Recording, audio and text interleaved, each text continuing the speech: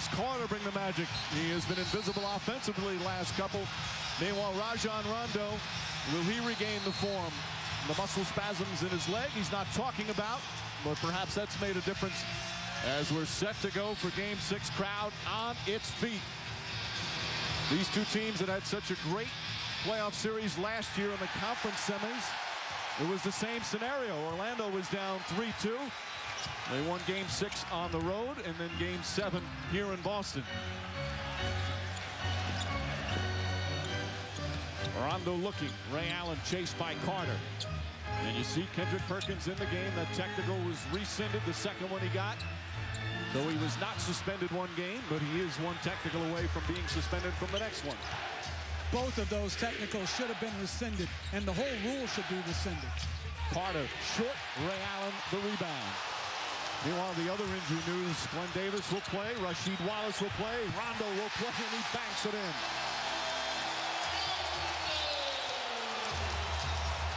The Rondo-Nelson matchup has been fun to watch, Mark. It's got to be fun for you, a former all-star point guard. Oh, you're watching two of the best, especially in pick-and-roll situations and in transition. They do a great job of scoring and then making plays for teammates. Matt Barnes driving in, draws the foul. And again, you can expect more physical play. You got a good veteran crew. How tightly they call it early on, of course, is going to be important in this game. There was been some flagrant fouls, a lot of pushing and shoving, but it's been great, tough physical playoff basketball. I got a fan here who was upset saying that the Magic are playing dirty. My question to him, or my statement to him, was basically, oh, everything was fine the first 3 games. It's good physical basketball. The Magic have been awakened, and all of a sudden they're playing physical and playing with force. And Dwight Howard has taken more hard hits in this series than anyone on Boston, and the ones he's taken haven't been inadvertent. They've tried to hit him hard. The other things that he's done, to me, have been inadvertent. That last foul on Boston was Perkins. Perkins has been playing, but he frequently gets in foul trouble. He's done a good job on Howard for the most part for this series. Pierce nearly taken. Shot clock down to 5. Rondo looks back and sees the shot clock. Sets, fires a 3. Knocks it down. Rondo, 2 buckets to begin the game. That is not his strength. You're absolutely right, Mike. That's not his strength. But give me a guy that's willing to compete no matter what, and he'll find a way to get it done. And another foul down the other end. Rondo shot 21% from three-point range during the regular season. It's just the competitive juices. Naturally, the reason why Rondo is spectacular is because people have questioned him all along. No doubt he's not a great jump shooter, but here's a guy that puts the time in and puts himself in position to make the defense pay. And he's put the time in, as we said, low percentage regular season, 40% in the playoffs. Well, and if you look at that shot is a much better stroke than just 2 years ago. I mean, that looks like it can go in. And right now we're seeing the Magic with their Achilles heel. Start the game, you draw 2 fouls, it's great, and you miss 2 of the 3 free throws. Garnett commits that foul, his first. And that being said about Rondo being a much improved jump shooter, teams are still going to force him to make jump shots before. They're not going to make an adjustment. He's going to have to make jump shots and make teams pay. Pierce looking to post up Barnes. Barnes has played well the last couple of games at both ends of the floor. Tough spin move from Pierce. That won't go. And Howard the rebound. Look at Howard sprint down the floor. And such a huge difference. It sounds silly to talk about in the conference final, but just the energy and effort so much better for Orlando. Nice pass, and Howard the finish. We can't talk enough about the adjustments made by Dwight Howard and especially Jameer Nelson. In pick-and-roll situations, that's a play he wasn't making the first 3 games of this series. On offense, Doc Rivers talking before the game. They want to start establishing Garnett again offensively, as we have defensive 3 seconds. So a technical foul, 1 shot for Boston. That was a key in the Cleveland series, Jeff, to establish Garnett in the post. They want to try and do that again. But the strategy is different. Orlando's trying to get around in front of Garnett and then put Dwight Howard behind him in a front and back situation, whereas Cleveland decided to play behind with Antoine Jamison, and he had a size length advantage. And he had an excellent series, as you see the difference. Again, it's not about points with the Celtics because they share the wealth. They're such a balanced team, but they need better production from him. Well, better shooting percentage. 37% for a guy taking post-up shots and mid-range jumpers isn't good enough. And he's getting open shots. These are good looks. These are makeable shots for Kevin Garnett. Pierce, tough shot, won't go, but draws the foul. It's going to go against Jameer Nelson, and Pierce, who just keeps getting to the free throw line over and over again. He'll shoot 2 to start here. 46 free throws in the 5 games. Jameer Nelson once again finding himself defending Paul Pierce. Just a bad matchup for the Magic, and Pierce keeping his foot on the gas pedal, putting pressure on the smaller defender. He was 10 for 10 from the line in game 5. Had a lot of his points early. Not much in the second half, but misses the first there. And you see all the free throws with the exception of game 3. Double figures in each game in free throw attempts. But game 3, the game was over about 2.5 minutes in. Early three-point Boston lead. At this point, home court is not such a huge deal to these two teams. They've proven they can win on the other team's floor. Howard left-handed flips it up. That won't go. Pierce grabs the rebound. That was an excellent entry pass by Vince Carter right there. Howard can't go away from the basket on his jump hooks. Rondo way short. Nelson again playing off him and pushing. Such a key the last couple of games. His aggressive attacking style misses that one. Rondo in the open floor. Count it, and a foul. 7 early points for Rondo. You think about it, in the past, in games that they had to win, it was Pierce, Allen, or Garnett coming out spectacular. This shows how different a team they are in 2010. It's the Rondo show. And the players are going to have to adjust. They are calling it extremely tight right now. You cannot touch right now. Rondo completes the three-point play, and that was kind of expected with the way the game 5 went on. And just a subtle thing, Rondo's got 5 points already in transition. In the last few games, their transition game has been almost non-existent. Vince Carter offense has been non-existent the last couple of games. Pierce strips him of the ball, but fell down on the baseline. And it's Orlando ball. Mark Carter very quiet. 3 points and 8 points in the last 2 games. Is it important that they look to try and get him going? They've won without him being a big contributor offensively. Not about them looking to get him going. Vince Carter is a big-time scorer. It's about Carter and his mindset. He's got to get himself going. And I love that last move, looking to attack Pierce. And Howard attacks the rim again. But to me, right there, officials in the NBA. He's the crew chief tonight as Lewis drives. Shot won't go. Nice tip in from Rashard Lewis, who's played 2 solid games in 4 and 5 in this series. He's a different player, a totally different player, looking to be aggressive, looking to put the ball on the floor and taking his shots. Rondo to Perkins. Howard knocks it away and then tips it to a teammate.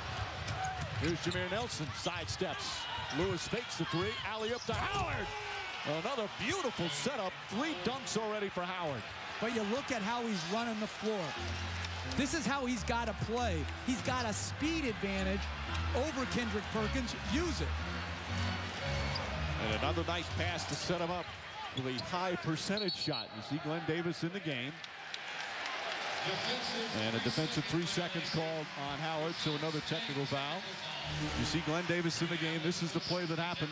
The elbow comes down, whacked him. Not only did he suffer a concussion, he lost a tooth. Doc Rivers wasn't say, come on, get going, not realizing how hurt he was. And then we saw how the concussion can affect him. He was medically cleared. There's no time limit that he can play. Doctors say he's fine. He says he's fine. I'm glad that he's fine because he was certainly looking like Trevor Verbick against Mike Tyson. But give him credit. A guy knew he was out of it and tried to battle through it. Got up and tried to make a play getting back. Meanwhile, Marquise Daniels, the other Celtic who suffered a concussion late in that game, he will not play tonight, not suited up. So Brian Scalabrine was activated for tonight's game. Shot clock down to 7. Pierce can't connect. Pierce often in home clinching playoff games. He's had some of his best playoff performances in these type of situations. Had 32 in game 4, but the Celtics lost that one in overtime. Something we saw clearly in the last game, Rashard Lewis posting up Paul Pierce and taking advantage of that matchup. That was great poise and patience by Lewis. Cleared Vince Carter out of there, said, I got Paul Pierce, let me back him down. Last year, when they played that matchup, he used it well, too. Ray Allen from downtown. After Orlando briefly took their first lead, Boston back up 2. Nelson, clear path to the basket. He was talking early in the series. He was worried about getting everyone involved. He's just worried about being an aggressive attacking point guard. He's done a great job the last 2+ games. And when he plays that way, it's so much easier for everybody else on the floor. Not just himself, but everybody else will get space because he's aggressive. Perkins passing out for Pierce. That's a 3. Back-to-back threes for Boston. They've got 3 for 3 from downtown already. Lewis with a good look. Won't go. Rondo the rebound. And he got fouled by Carter. And we'll have a timeout. The three-pointer's such a weapon for Orlando, certainly in Game 5. Here for Boston in Game 6. And it starts with Ray Allen making the first good pass to force rotation. Jameer Nelson, too small to impact Paul Pierce's release. He's got to contest much harder. Welcome back to Boston, a city with a proud but at times tortured sports tradition. And in the wake of the Boston Bruins' recent collapse in the Stanley Cup playoffs, the normally hardy New Englanders are fearing the worst from the storm coming at them from the general direction of Orlando. Doc Rivers says he completely understands. I don't have to bring it up. They'll be asked 100 times about the Bruins. They'll be asked about the Red Sox coming back. You know, I've said it 100 times. You know, we have great history in this town. Some of it is good and some of it is bad. The problem is our fans remember both. And they use it when they need to use it. Right now, they're using the bad part. Both coaches, Stan Van Gundy and Doc Rivers, in their pregame press conference made a point of saying, listen, history, ancient or recent, has nothing to do with tonight. The bottom line is the team who will win tonight will be the team that plays better basketball, Mike. Well, certainly, Doris, but the fans, they've been talking about it nonstop. The pain from that collapse when the Bruins just starting to subside, although the wounds are still open. Mark, as a player, these things, does it ever get to a player? Do you think about these things? Because it's all that's been talked about by the fans. It doesn't come into play. The bottom line is you're in a battle. It's the good defense by the Orlando Magic. So as a player, you don't think about it. Matter of fact, you're down 3-0. You're thinking, well, I don't care what the numbers say. I wasn't part of the numbers. I'm not part of the history. I know I am today. And then you think, okay, we're down 3-1. Now the numbers increase, and then it's 3-2. So you scratch history, and you make your own history. Well, and I even think people saying this is Boston's Game 7. Are you kidding me? You don't think they could go down to Orlando and win a Game 7? That's ridiculous. Both teams, as we said earlier, they're such good road teams. They've already proven they're such evenly matched teams, 2 well-coached teams. It'd almost be fitting for it to go to Game 7. Obviously, the odds usually favor the home team in Game 7, but clearly Him right now. Rondo with his first foul. Howard misses the free throw, and Rashard Lewis tips it out. But once again, Jameer Nelson, once Rondo switched on to Dwight Howard, your job is to get the ball towards the rim. Allow Howard to do the rest. Nelson again to the basket, high off the glass. And Glenn Davis the rebound.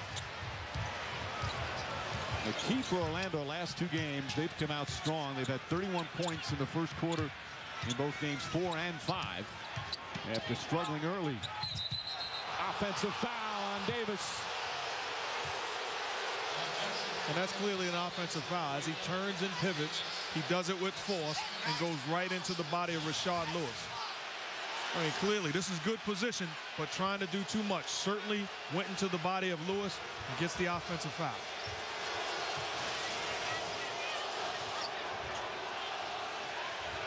Crowd a bit ornery right now. Not happy with the last couple of calls as Carter misfires.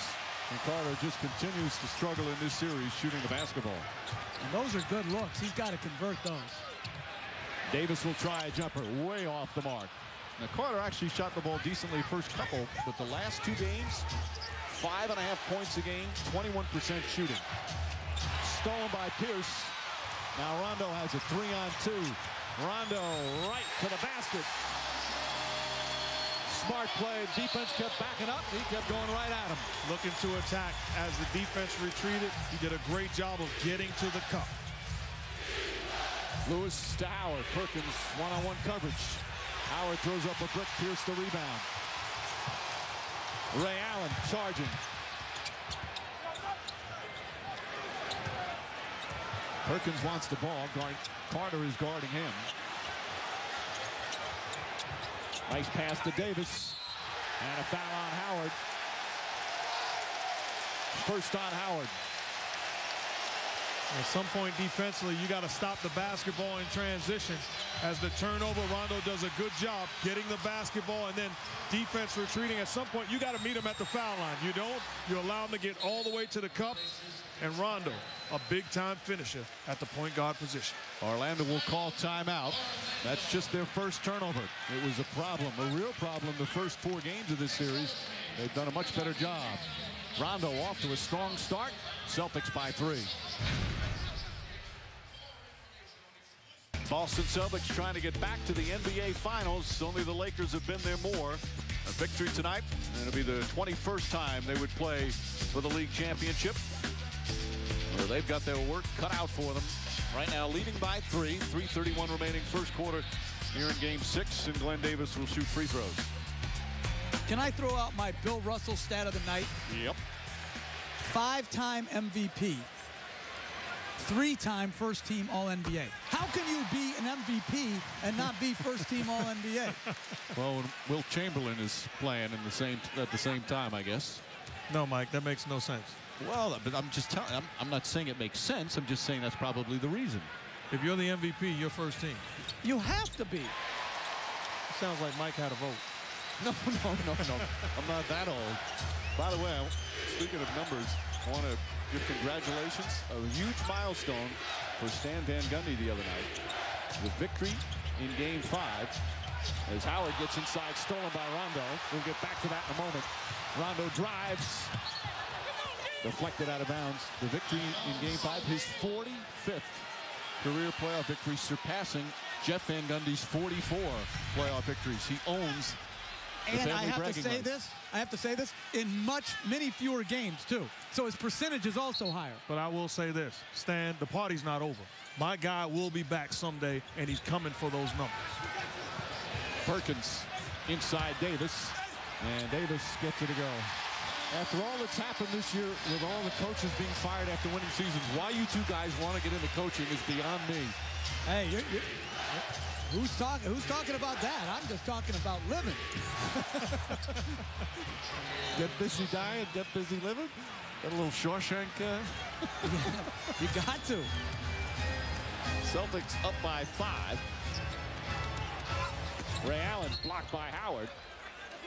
Howard's done a terrific job in shot blocking last couple of games. But Mike, you got to give credit. I mean, that was a throwaway graphic, but when you look at the accomplishments of both of those guys, as far as Jeff and Stan, outstanding job, and their parents and family should be extremely proud. Hey, you know what? That means we coach good players. Pierce gets in. Spoken like Bill Van Gundy. Celtics back up by 7. 2.5 remaining opening period. Nelson, like a water bug, through the lane. Offensive foul. Ray Allen drawing the charge. A second on Nelson. That's an unusual call. Smart play from Allen.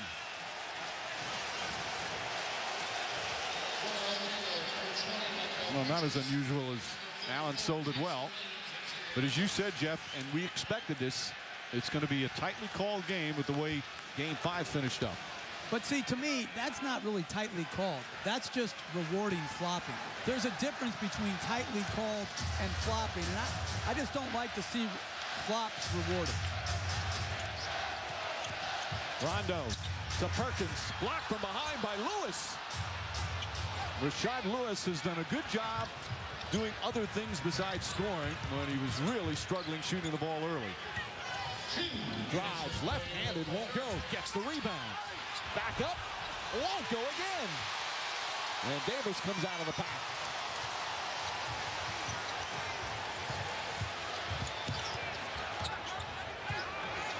Perkins struggling with the ball. See Michael Petrus in the game on Pierce. Rondo wants it. Allen off the screen. Shot clock at 6. Rondo saying get out of the way. Rondo hoists up the 3. And a loose ball foul call on J.J. Redick. That's the 15th foul. And Ray Allen will go to the free throw line. Well, we got a second. Tell you about the upcoming coverage tomorrow night. Game 6 of the Western Conference Finals. They're back in Phoenix. Suns will try and tie it up. What a magnificent game last night at the Staples Center with a thrilling finish. And ESPN on Sunday. If Orlando wins tonight, there'll be a Game 7 down at Amway Arena. 8:30 start Eastern. And then the NBA Finals will start Thursday on ABC. Game 1. Of course, last night, this was the play. Kobe Bryant with 2 guys on him takes a wild shot. And Ron Artest, the man of the hour, on the follow. Second time in the playoffs, a Kobe Bryant miss in the final seconds, and a follow by a teammate. Gasol did it against Oklahoma City. Results in a Laker win. An interesting thing to debate was Ron Artest shooting the wide open 3 a little over 50 seconds to go in the ball game, up 3. I have no problem with that shot at all because he was wide open. Run the clock down to get a similar shot. He's a shooter. As long as you put the time in, be aggressive. Rasheed Wallace in the game. Shot clock at 6. Redick fires. Too strong. Ball tipped by Lewis, but it goes right to Rondo. Rondo, nice pass to Pierce. Perfect timing. And the Celtics have a 10-point lead. And you see that time Petrus, instead of grabbing the ball, he pushes it. And Rondo continues to be the best player on the floor.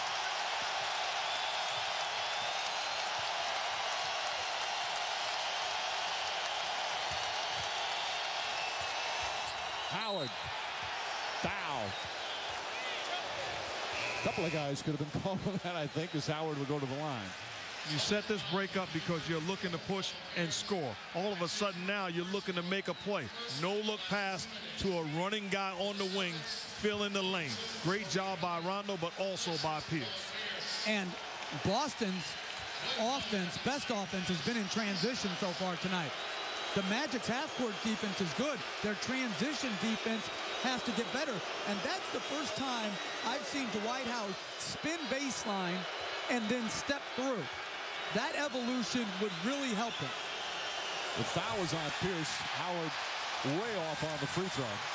He goes into his move. He stopped, shot fake, step through, because Rasheed Wallace had been timing up that spin. Very good play by Howard.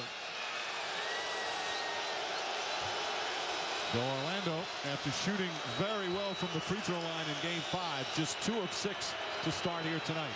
And Doc Rivers right now organizing a quick 2-for-1. Wants Rondo to push the ball, wants to spread the floor, and wants to get a quick shot so they have another opportunity before this quarter ends. Rondo has been the catalyst here in the first quarter. Drives again to the layup. And he goes down hard. He hurt himself. He has been fearless going to the basket. One of the smallest guys on the floor, not afraid, but he paid the price right there as Jason Williams is called for the foul. We've seen too much of this in this series. Guys down and not been able to get up right away. Let's watch and listen to the play.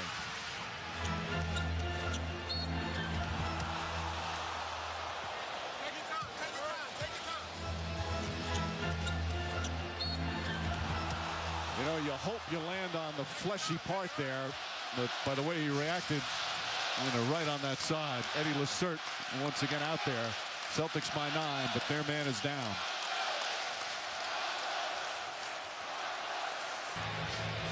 See, Rondo is up, shaken up. He's going to go to the free throw line. He has to take the free throw. Otherwise, if they had somebody substitute because he was unable to, he would not be able to return to the game. The only time that happens is on a flagrant foul.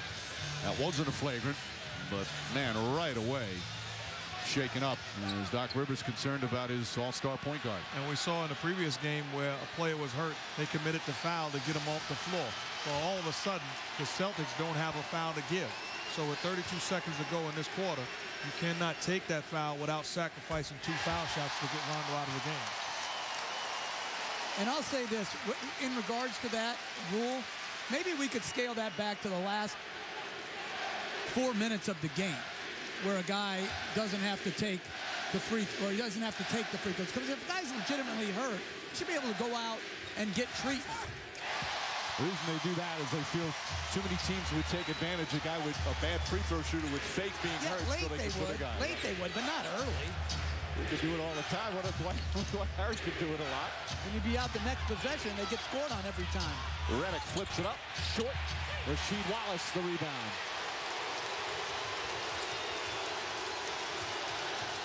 Shot clock turned off, and the crowd getting on its feet here at the TD Garden. Rondo. And that will end the first quarter. The Boston Celtics off to a strong start, especially Rajon Rondo with the 12 points, getting to the basket. Also had 3 assists, didn't turn it over. He's shaken up right now. Boston shooting 50% from the field. First quarter complete here in Game 6. Celtics an 11-point lead.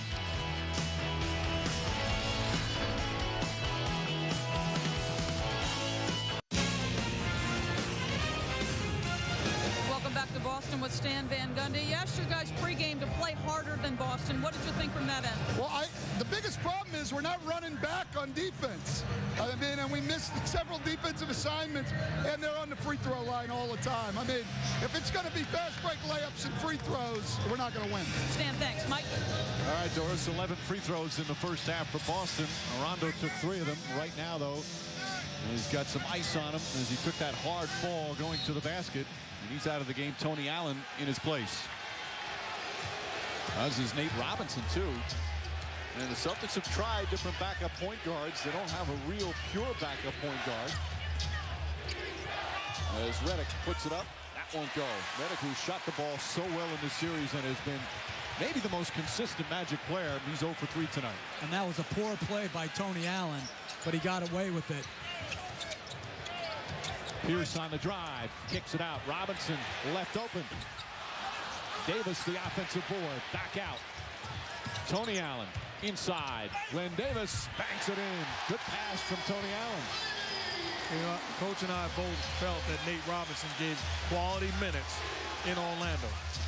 Fresh into basketball, made wise decisions on the offensive end, and little things like that. You find yourself being called on by the coach because he can trust you. Ball poked away by Davis. Allen has it. Allen on the drive, goes right into Redick. Offensive foul. J.J. Redick draws the charge. Let's listen to a Stan Van Gundy huddle.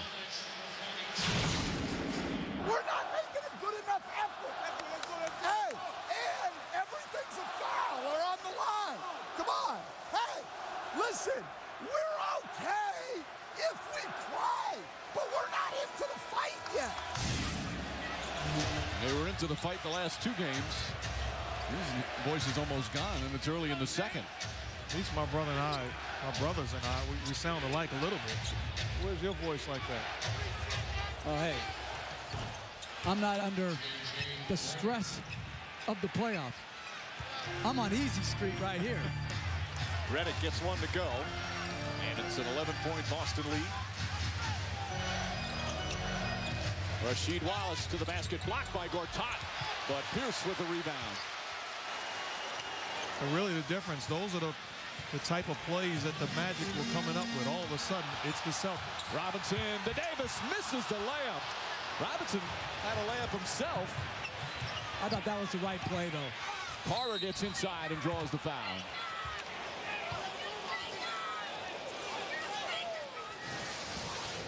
Good crossover away from the screen by Robinson. Draws Howard.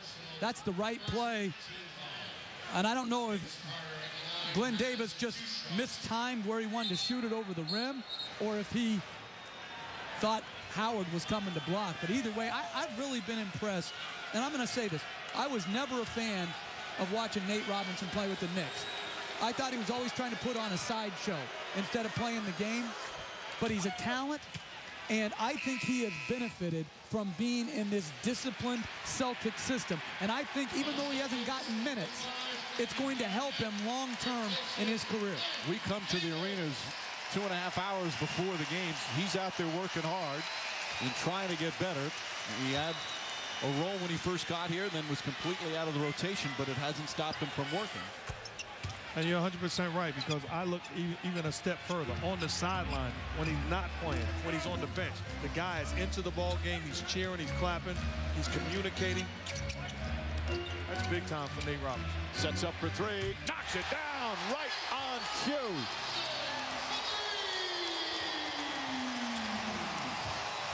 He is a superb athlete. Fires up the crowd, fires up himself. Celtics 4 of 6 from downtown. They're up a dozen.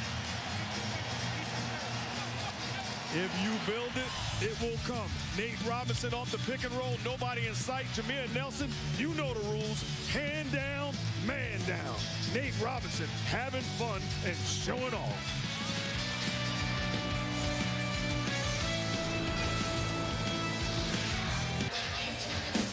Will there be a Game 7 on Sunday night? If there is, if the Magic win tonight, we'll have it for you on ESPN. Our coverage begins 7:30 Eastern, Kia NBA shoot-around. Tip-off from Orlando shortly after 8:30.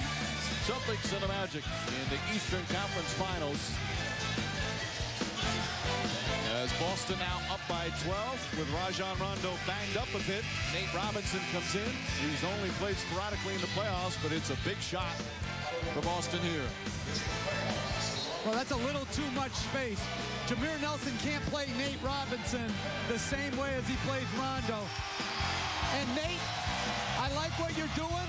You don't got to fire up the crowd. Go sit down and get ready for the next play. See, now I totally disagree with that. And I'm sure that Doc Rivers disagreed with it, because he's thinking if you're over there and you're into this game, this is not the New York Knicks where you're losing 100 games. You're an impact player. You're into your team. You've earned the right by your play to celebrate as long as you continue to follow the game plan. Carter knocks down his first field goal. I mean, we watch this playoff basketball. We watch this every single night. Guys make plays and they get excited. I don't want to see my 11th man pose it.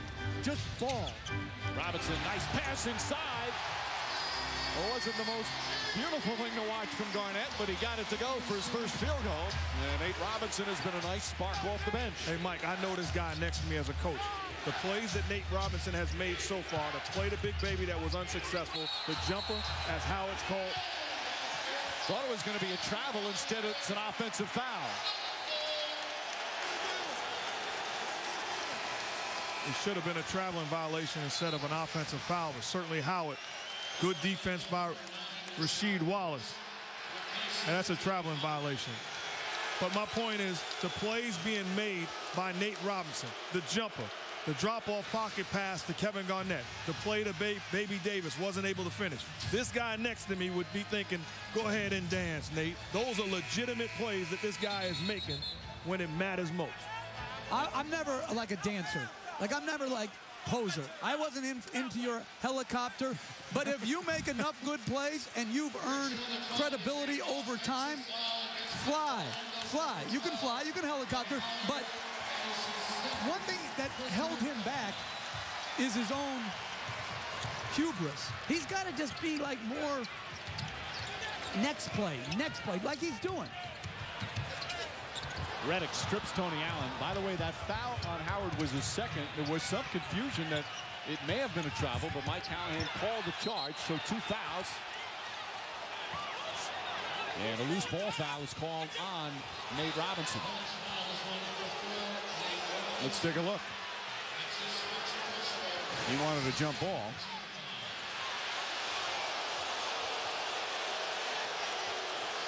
You see the left arm grabbing around. Well, when you can't grab the guy around his waist That's like a that. jump ball. But that's a big foul call on Howard. Carter tries again. Carter now 1 for 4. Robinson steps up for 3. It's good. Nate Robinson off the bench. A huge spark for the Celtics. They go up by 15. He can dance now. Let him dance. I'm all for it. No, this guy's playing. And his defense has been better than his offense. Harassing Nelson. Was that a double dribble? Nope. They call a foul on Robinson. They're trying to tell him not to argue. Robinson, that's who got himself in trouble in New York sometimes too with officials. Played great defense. I thought it was a double dribble. And Doc Rivers feels the same exact way, and you're 100% right. The pressure, but Nate Robinson again in transition. You can dance if you want to, says Jeff Van Gundy. Outstanding job. And you talk about Rondo also on the sideline, loving the way his replacement is playing. By the way, Rondo's not hurt. I mean, obviously he got hurt, but it's not keeping him out. He's just resting right now. Nelson out to Lewis. Another turnover. That's 6 for Orlando. Pierce on the drive. Garnett tips it in. The lead is ballooned to 17.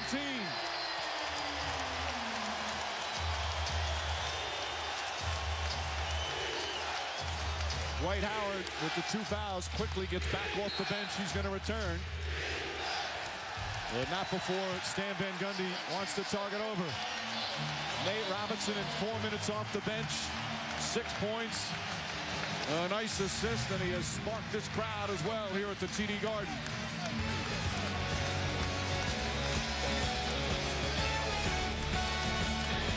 Robinson acquired from the Knicks in that trade. They gave up a popular player in Eddie House. He has always shown an explosive ability on the floor, and he's doing it here in Game 6. Defending Indy 500 champ Elio Castanevis and the stars of the Izod IndyCar Series return to the sport's biggest stage, 94th running of the Indy 500 and the Indianapolis Motor Speedway, Sunday, May 30th at noon Eastern on ABC. Quick timeout. Orlando in a hole. Nelson falls down. And a backcourt violation. His body hit the half-court line. And another turnover for Orlando. And how could you tell a guy playing like this on both ends of the floor to calm it down? The reason why he's able to do this is because of that energy. So I understand that energy, that passion gets him in trouble. But he's out there dominating this game on both ends. And you're like a bad parent. I already said I was sorry. You keep telling me I'm wrong. I already said I was wrong. Robinson fires away again. Garnett keeps it alive. Ball still loose. Redick and Garnett go crashing. Good hustle from both players. And the fans trying to help out there.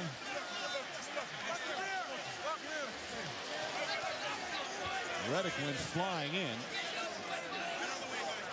I believe it's Boston ball.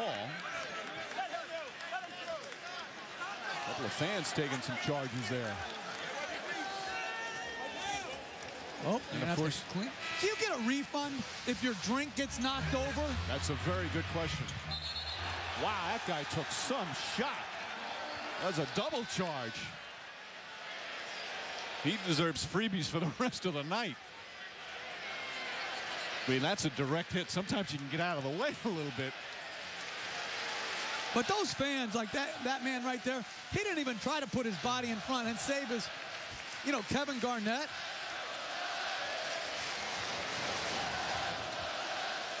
They're still trying to clean everything up.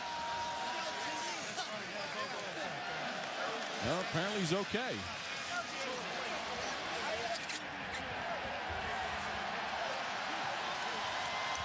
So Boston will inbound with the new 24. He's going to be very popular at the office tomorrow. I say the owners of the Celtics should buy that man whatever he was drinking. I say it's not going to happen. Come on, Wick. Break out the wallet. Wick Grossback, one of the owners for the Boston Celtics, in his courtside seat. Coming up on 5 minutes gone by here in the second. So far, it has been all Boston.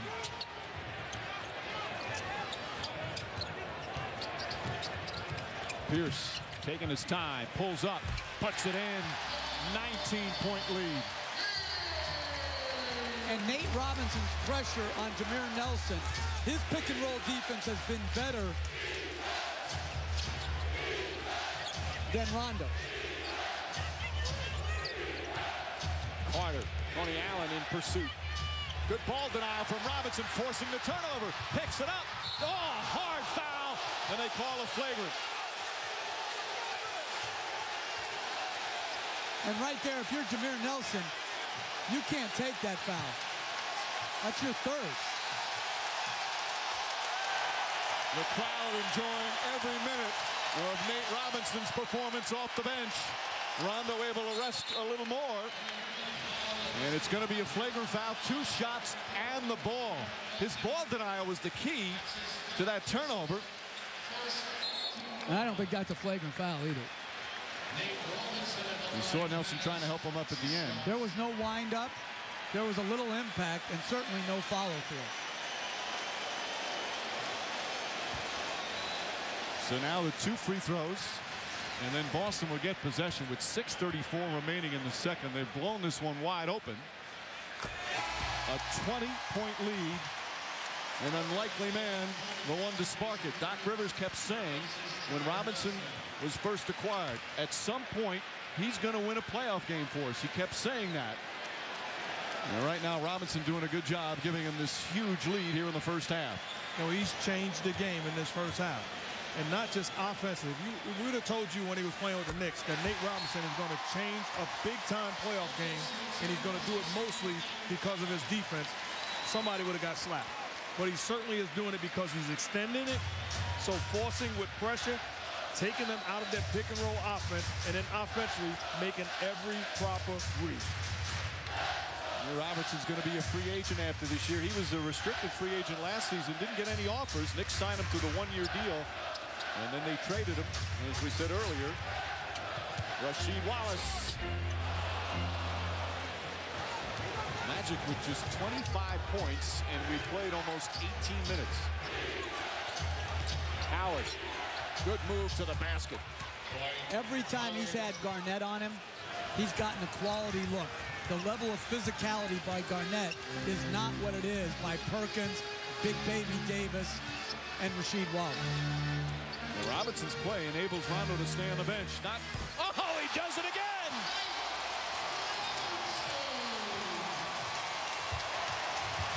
Points in 6 minutes.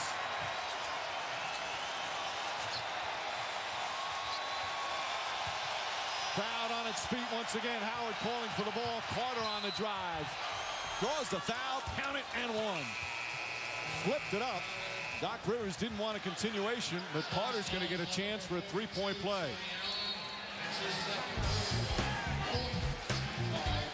Nate Robinson, all 5 feet 9 inches of him.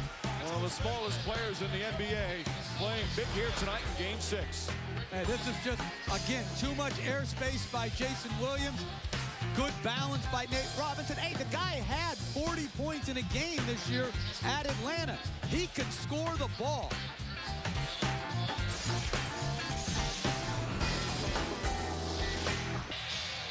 A 19-point lead for the Boston Celtics, and a big part of the lead after their all-star point guard went to the bench. He got things started, played very well in the first quarter, but injured himself on a hard fall, and Nate Robinson's come off the bench and done the job. Both point guards, Mark.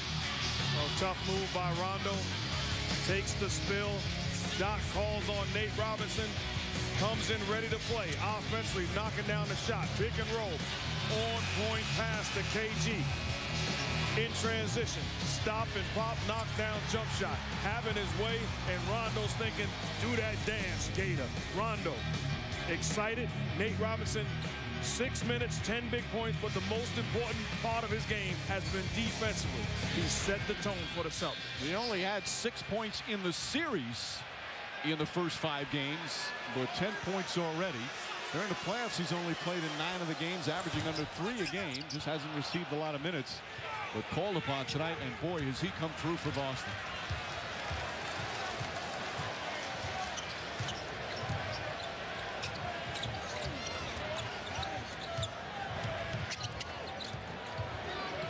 Garnett. Several foot fakes. Nobody goes for it. Good defense from Howard. 2 on the shot clock. Wallace. That won't go. Robinson tips it out of bounds. Orlando ball. The thing to realize, understanding the history of this Magic team, they are more than capable of going on great runs. So if you're the Celtics, you have to make sure you continue to play fundamentally sound basketball.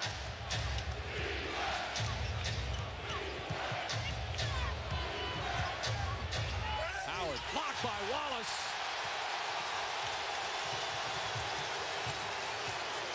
Robinson on the drive, falls back. It's good. Nate Robinson with a dozen points. Incredible performance off the bench. Howard fouled by Pierce. His second. And Howard to the line. Good move by Howard. Spinning. Wallace blocks it, and then Nate Robinson takes a very difficult Steve Nash-like 1-foot pull-up and knocks it in. I tell you, according to the rules where you can't touch these guards, there's no way to defend guys like Nate Robinson when he's on fire. Uses the speed, can knock down the jump shot, and then can also finish. 4:33 remaining. As Howard hits the free throw, log on to NBA.com. We experience the most comprehensive playoff coverage on the web, including live press conferences after every game, in-depth analysis of every series, and much more. Rondo again, after being hurt, he continues to get rest because Robinson is playing so well. Doc Rivers doesn't need to take him out.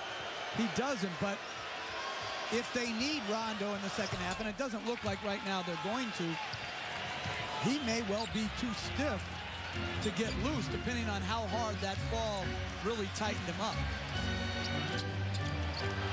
Robinson blocked by Howard, but a foul. 3 on Howard. Robinson challenging the Defensive Player of the Year in the NBA.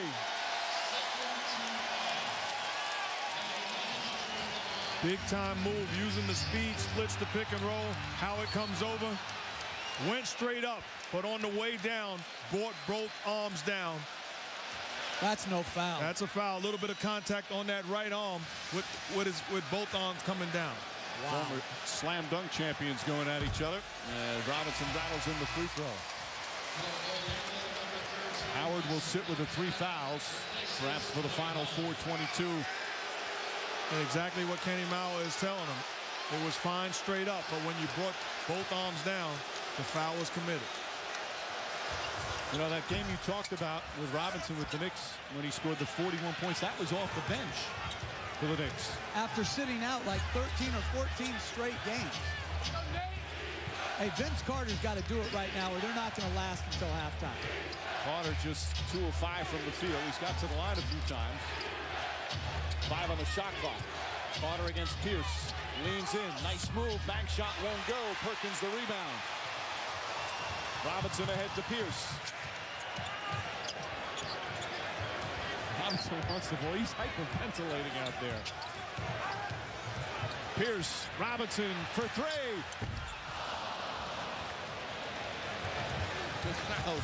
Ooh, and now Williams comes down the other way, and Jason Williams answers back. And that's such a huge bucket as the Magic will try and slice into this lead before the end of the half. Their first 3-pointer. And Doc Rivers calls a timeout. Nate Robinson off the bench doing the job for the All-Star point guard Rajon Rondo as the Magic now trail 51-35.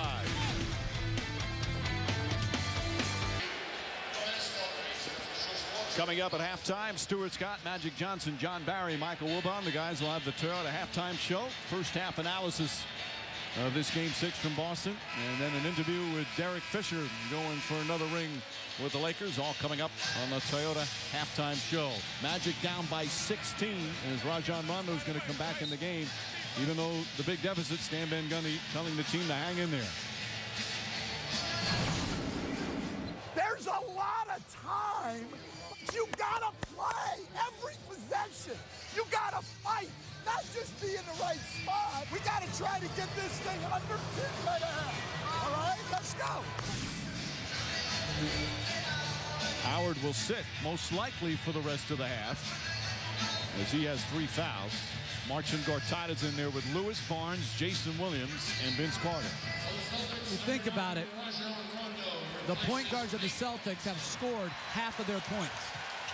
Jameer Nelson on the bench with 3 fouls. Pierce misses. He wanted a foul. And I thought Carter got fouled on his drive, and I thought Pierce got fouled on that drive as well. Lewis. Carter on the drive, gets to the basket, banks it in. And just like that, it's 14. I like Carter's mindset, continuing to look to put the ball on the floor. He's a big-time scorer, so if you're the Celtics, you don't want to allow him to get it going. Carter didn't score in the first period, has 9 points here in the second.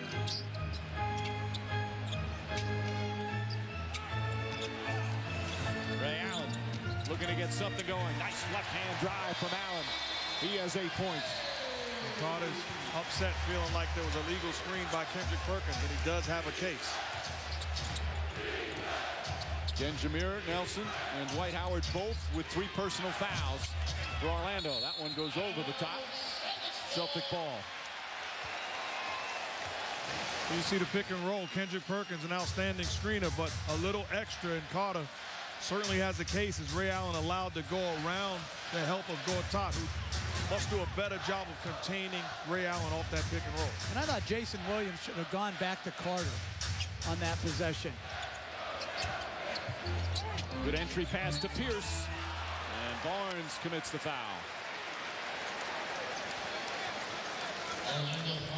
First foul on Barnes. That is his first personal, 3rd team foul. Doc Rivers talked about defense. We've got to get back to playing good defense. Felt that was not the case.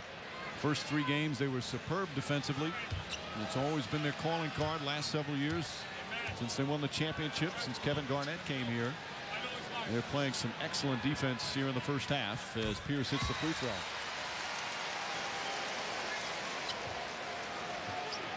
Of course, part of that, not just Garnett, but assistant coach Tom Thibodeau. And there's lots of word that Thibodeau perhaps could be close to becoming the new coach of the New Orleans Hornets. He's already interviewed with them once. Rivers was raving about his assistant the other day, saying nobody works harder than Tom Thibodeau. 18-point Boston lead as we come up on 2 minutes remaining in the second. Carter, nice pass to Gortat. And Ray Allen with the foul. That's another good play by Vince Carter. Good movement without the ball. Nice pocket pass.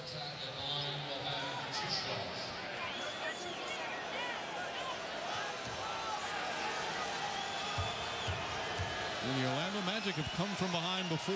Game 1 of the series, they were down 20. Cut it down to 2 late in the game as we'll look at that play again. Well, good move by Carter. Nice pocket pass. Gortat fouled. And on those plays there, as a big guy, you got to get some 3-point plays. You know, they missed 1 of the 2 free throws. You got to think about how you can finish with strength through the contact. 2 minutes to play in the quarter. Pierce wants the ball. Ray Allen with Carter in pursuit. Allen jump shot. In and out. Lewis the rebound.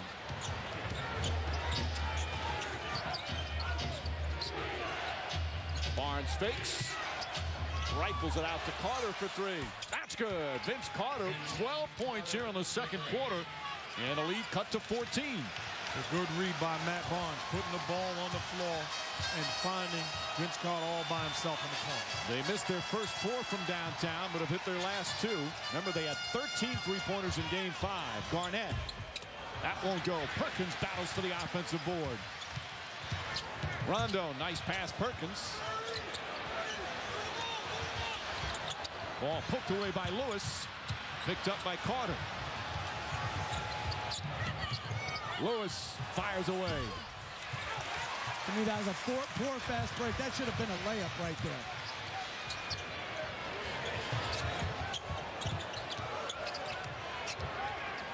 Pierce will reset.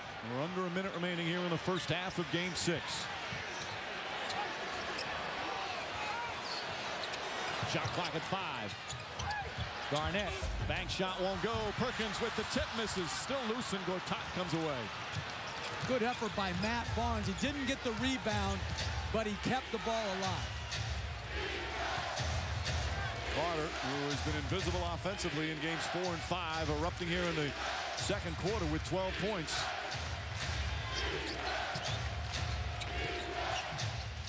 Carter drives. Wild shot, and he's fouled by Perkins. Second on Perkins. And more free throws for Vince Carter. He's only taken 2 free throws in games 4 and 5 combined. He'll have 5 here in the first half. This is the right mindset, though, to close out the half, put the ball on the floor, and continue to attack. It's a good job of going to the body of Kendrick Perkins, and his aggressiveness is rewarded because he's going to the line to try to close this gap.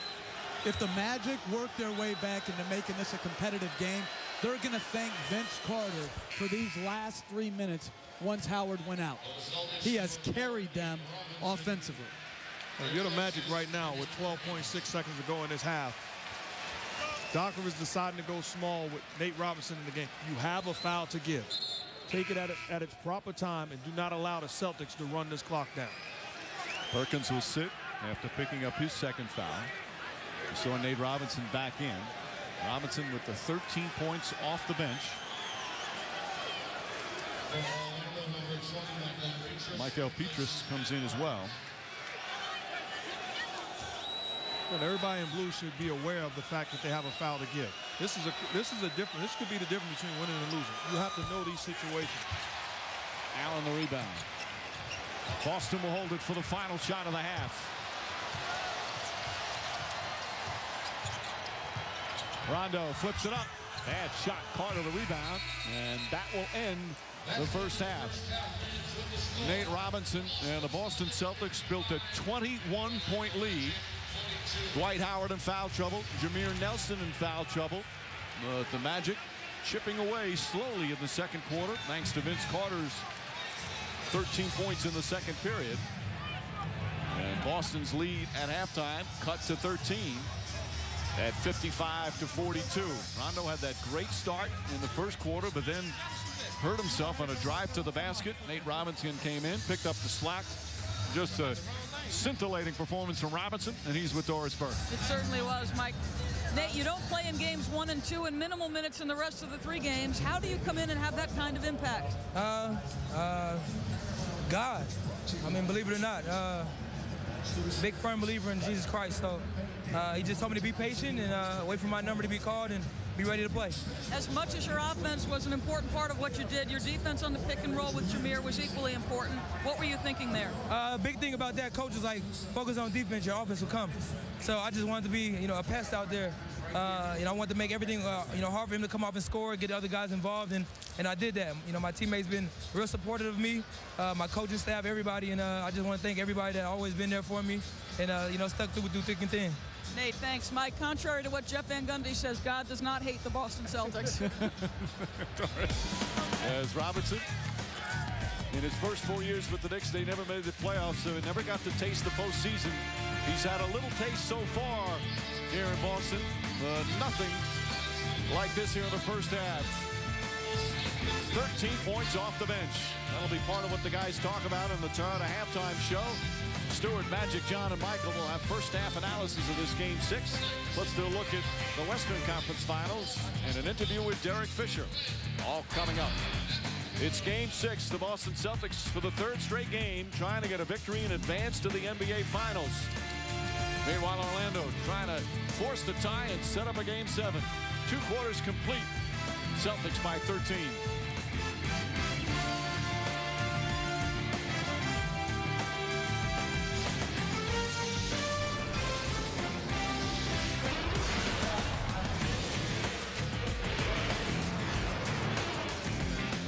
Halftime of game 6 from Boston. Celtics leading the Magic 55-42. As they try and advance to the finals, Magic trying to force a game 7 on GMC Sierra game track. You look at the numbers, Magic actually shot better from the field, but Boston did well from 3-point range. And the bench led by Nate Robinson, a huge part Oh boy, Boston led by as many as 21. Hi again, everyone, with Mark Jackson and Jeff Van Gundy, Mike Breen on hand. We'll check in with Doris Burke in just a moment. So often this series, Jeff, has gone by how the point guards play. In this first half, it was the Celtics' advantage.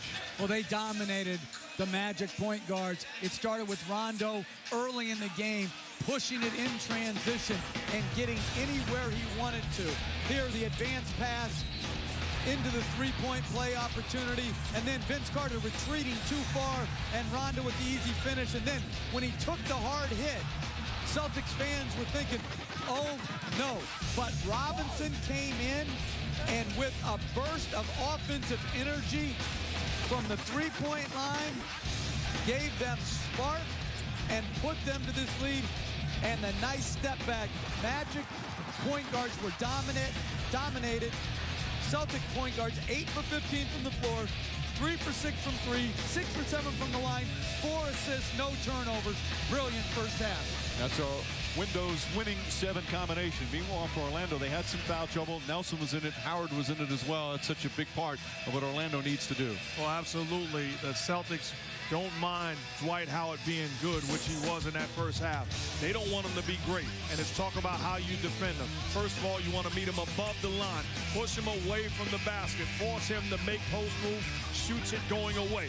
That's outstanding defense. Also, hold your ground. Rasheed Wallace, meet him, upper body strength, force him to come into you. That's an offensive foul. And then, if you're Dwight Howard, understand where you're making the move. Pivots, the spin move going away towards the baseline. He's underneath the hoop, so Rasheed Wallace does a good job of using that rim as a shield, comes up with a big-time block shot. Great defense in the first half for the Celtics. And again, foul trouble as we begin. The only players with 3 are Howard and Nelson.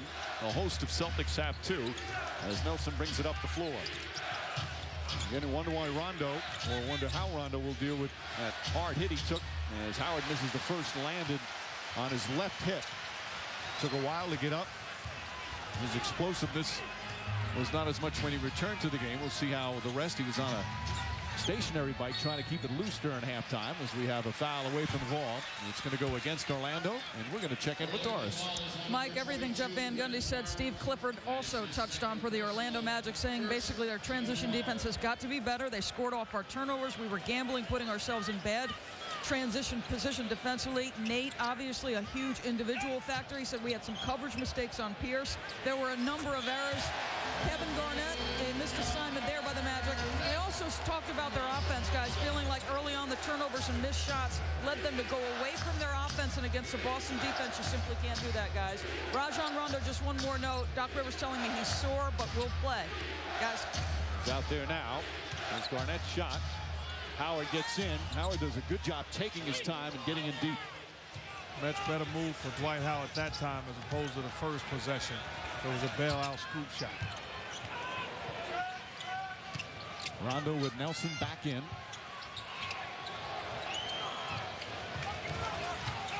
Ray Allen looking. Shot clock down to 7. Barnes right up on Pierce. Good screen set by Perkins. 2 on the shot clock. Allen has to rush it. Gets the 3 to go as the shot clock expires. Boy, they played terrific defense for most of the shot clock.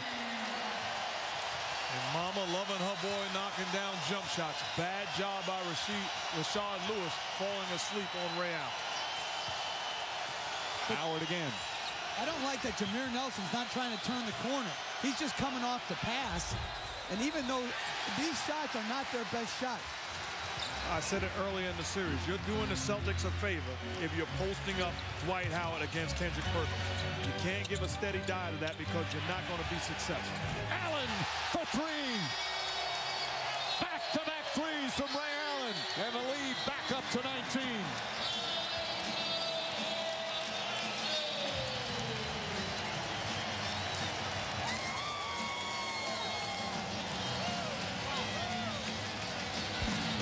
ESPN's presentation of the NBA Eastern Conference Finals. One of the great three-point shooters in the history of the NBA, lighting it up here to start the third. Back-to-back trays for Ray Allen. And Boston up by 19 here with 2 minutes gone by in the third. You see Ray Allen, that pretty jump shot plan beat the clock. stepping in rhythm, knockdown jumper, and then breakdowns defensively. You gamble. Now all of a sudden your defense collapsed. Rashard Lewis leaving the body, and then Vince Carter leaving Ray Allen in the corner. Knockdown shot. Let me do a little remix. Man, there goes that mama. Miss Allen loving what her boy is doing, and Stan Van Gundy upset that his team is not disciplined on a defensive end. Allen shooting 42% from downtown in the playoffs after a regular season where he was at 36%. Hit so many big shots in his career. Certainly did it in 2008 on their way to a title. Trying to help them get back to the finals tonight.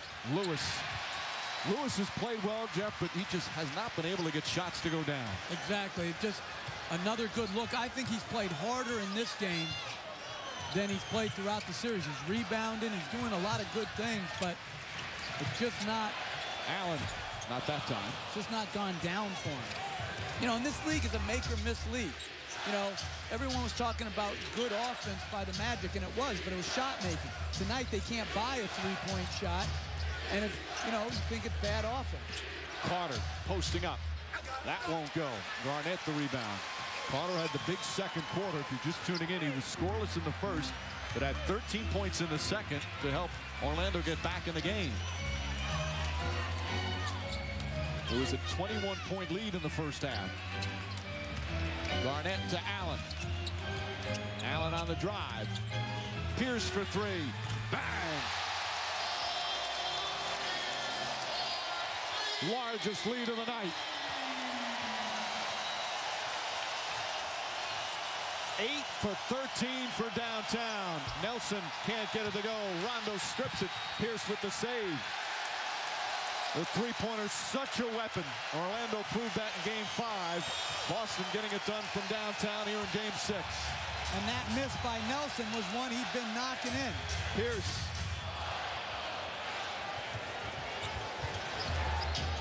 And you can't lose heart right now if you're Orlando. You got a lot of time. It looks bleak, but you got to keep fighting and hope that something good breaks your way. Howard gets inside. Nice left-handed roller for Dwight Howard. Again, they proved it earlier in this playoffs in games that they were down big. Obviously, after trailing 0-3, they could have just packed it in. But they won the big Game 4 here in overtime to keep their season alive. And then so impressive in Game 5.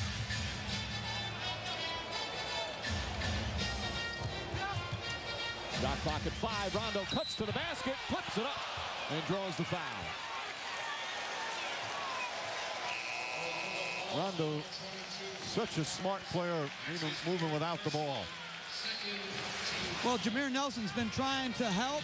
He's going to Garnett. Rondo sees his man turn his head. He cuts to the rim and gets rewarded. And right there on those plays, you've got to resist the temptation to foul, and you've got to let Dwight Howard cover up for your mistakes. Free throw way off. Reminder, tomorrow night on TNT, Game 6 of the Western Conference Finals. Lakers and Suns now back in Phoenix. Phoenix will try and force a Game 7. Then ESPN on Sunday, if Orlando wins, we'll have Game 7 from Florida on ESPN. Tip-off shortly after 8:30. An uphill battle right now for the Magic. And the finals will start Thursday. Don't know where, but definitely Thursday. Tip-off shortly after 9 Eastern on ABC as the ball knocked out of bounds. Still Orlando ball.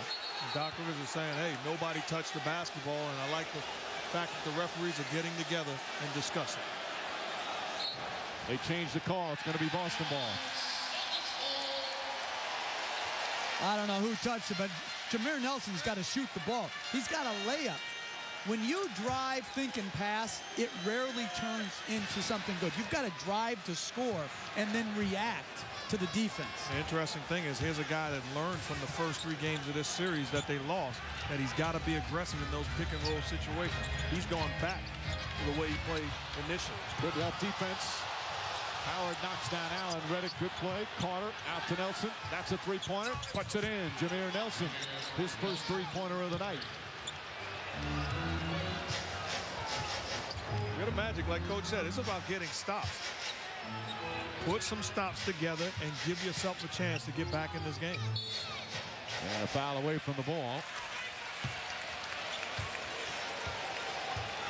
It's going to go against J.J. Redick. 2 on Redick. 3rd team foul. What did Doc call Redick the other day? He said, I didn't know he's going to play like Pistol Pete Maravich, where he's knocking down the threes. Easy, Doc. I know you're competing against him right now, but he's certainly not playing like Pistol Pete. Pistol Pete rolling over in his grave on that one. Garnett throws it. Kevin Garnett struggling from the field, 37% in the first 5 games, 4 of 7 here tonight. And they're running offense down screens for Garnett to get looks. Nelson back out. Was it deflected? Yes. But again, if you watch him on his penetration, he's looking to the perimeter instead of looking at the rim. And if you look at the perimeter, everybody knows to stay at home. But when you attack the basket to score, that's when people can suck in. Carter out to Lewis. Good look. Instead, throws it away. Looked like he had an open 3 and then a foul called on Orlando. Lewis passed up the shot and committed the turnover, the 10th for the Magic. I like what the Celtics are doing offensively. You look at the Magic offensively, a little bit too tentative, looking to make plays and not taking things that present themselves. Just a wide open jump shot. It's got to go up, turns it down, and an unforced error. But offensively for the Celtics, they are patient, trusting each other, and moving the basketball. Rondo traveled. That last foul call, by the way, in Orlando was on Carter, his second. That's the 9th Celtic turnover. We're midway through the 3rd. They're game 6 of the Eastern Conference Finals. Celtics win, they advance to the championship round. Orlando wins, and a game 7 will be Sunday as they try to become the first team ever to come back from an 0-3 series in the NBA. Howard, count it, and a foul. Good aggressive move, and Garnett hit him as well. Well, they ran this pick and roll to get Carter going to his right. Good pocket pass. And Garnett just doesn't look right. I don't know if he got hurt in that collision, but the resistance defensively just doesn't look like he's up in the air or being as physical as he normally does. Howard hits the free throw. Garnett suffered that right foot sprain in the Cleveland series, but then seemed to be okay. He had some tremendous games against the Cavs in the conference semifinals. 16-point lead, 5.5 remaining 3rd quarter. And a foul away from the ball. Redick is upset as he's called for his 3rd. 15 foul, they're in the penalty. See, in knowing the penalty, you cannot get physical with Ray Allen. And right there, I think that's a good call. I don't think he knocked Ray Allen over. I mean, because Ray Allen does a good job of accentuating the contact, but you've got to play with your hands back. You've got to pull your hands back and just chase him. This is gifting Ray Allen points. Allen, the first half of this year in the regular season, wasn't shooting the ball well. And then there was talk about perhaps a trade at the trading deadline. He's an unrestricted free agent after this season. But after the trading deadline came and went, he remained a Celtic. After the All-Star break, he had the best second half of his career shooting-wise, and has had some huge playoff games as well. He gives them an 18-point lead here. That's going to be a key decision for Danny Ainge in the offseason. Do they re-sign him? Nelson way off. Pierce, his 8th rebound. And these are the shots that Jameer Nelson was making. Same thing, same space, same time, just not knocking it in. Pierce wants it. Carter fouls him. Bad fouls from Orlando. Last 2 Boston possessions. 3 on Carter. And Pierce to the line. I really believe not enough credit is given to Rondo. Not dominating the game in the same fashion that we've seen during the course of these playoffs. But he is a true quarterback. Running the offense, calling the sets, putting the ball in the right hands. That's what you want from guys. You're not having a great night in the stat sheets, but you're having a great night being a maestro. Well, you look at the Celtics back in 08, it's the same thing this year. It's a team that really doesn't care about individual numbers. 20-second timeout, Orlando. And Orlando will call a 20-second timeout.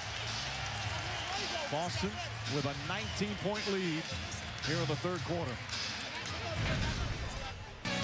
Back in Boston, where the Celtics trying to advance to the NBA Finals after losing games 4 and 5, and talk about the first time ever a team coming back from being 0-3 down. The Celtics said they would not panic. They've seen it all before. Not necessarily Nate Robinson, but the veterans. And they have proved that tonight. Came out right from the get-go, led 30-19 after the first quarter. Got some help off the bench from Robinson. And throughout the Celtics' storied history, they've had some unbelievable, unexpected performances in the playoffs. Guys like Glenn McDonald and Scott Wedman. You can even look a couple of years ago. Guys like P.J. Brown and Leon Cole. Reserves who come out of nowhere and have a huge impact on winning a playoff game. But there's still plenty of time remaining in this one.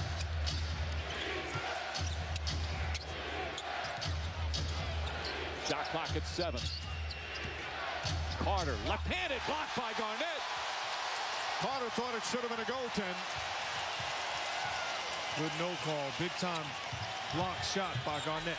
Pierce, big time drive as Howard hammers him. And 2 free throws there.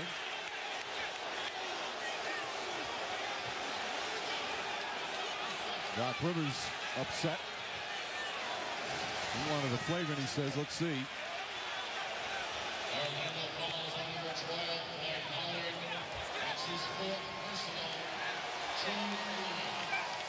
I don't know. Did he bring his arm? Let's look at this one on the block. That's a goaltend. It's off the board. You're right. Carter was right on that. And let's see the play once again. As Pierce goes to the basket, did Howard come down after the contact with his arms? Yeah, but he didn't. No, I don't think that's on that not. one. Yeah, to me that's not a flagrant. You got 2 guys going full steam ahead in opposite directions. They just meet up. That's his momentum carrying him down. He's got to come down back to the floor. But you know what I'm impressed with? Paul Pierce. He drives it knowing he's going to get hit. And when he's going down, he's not whining, and he's not whining in the press the next day. He says it's playoff basketball. You got to expect to get hit. They've been hitting Howard. I give Pierce a lot of credit for showing championship poise. And once again, in a big home playoff game with a chance to clinch, he's played well. 19 points, 9 rebounds, and 4 assists. An anti-Howard chant here at the TD Garden. Howard with 4 fouls, staying in the game. There's been a lot of talk about some of the hard fouls that Howard has committed as Nelson drops it down. As we talked about earlier, no one has been fouled harder than Howard in this series. It's just good, tough, physical playoff basketball at both sides. That's the best play that Jameer Nelson has made this entire half. Coming off pick and roll situations. Looked to be aggressive. Took a mid-range jump shot. Good help defense there from Howard to force a turnover. Both teams have 10 in that department. Lewis to drive, nice pass, and Howard throws it down. Howard waving the crowd on. He's become public enemy number 1. Got a strong game, 22 points and 8 rebounds.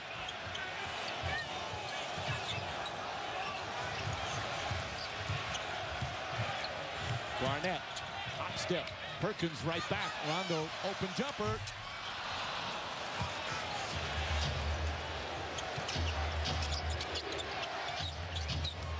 Good defense from Pierce. Redick. Redick off the mark tonight. 0 for 3 from downtown. Doc Rivers wants to talk it over. 3:07 left, third quarter. Celtics have been in control here in Game 6.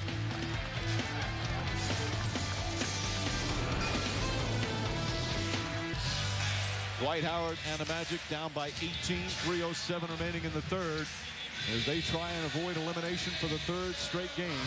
A key has been the 3-point shooting. It's not there tonight so far.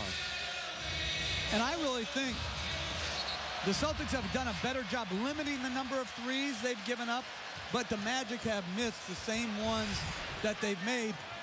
And on the other end, the Celtics are 8 for 14 from 3. Garnett again. 10 points for Garnett. He's finally found his shot in the series here in Game 6.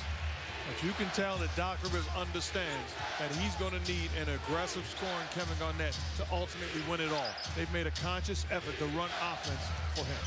Brandon Bass has come into the game as Perkins gets the rebound. It's Bass, Petrus, and Reddick, 3 reserves, plus Nelson and Howard.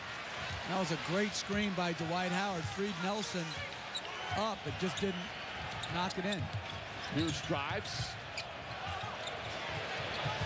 Allen fakes the floater. Gets it to go. Ray Allen coming alive. Here in this third quarter, he's got 10 points in the period. And this equals the largest lead of the night.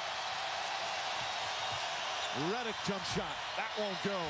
Pierce with another rebound. His 11th. Doc Rivers always talks about it. When Pierce rebounds well, you know he's having a strong game.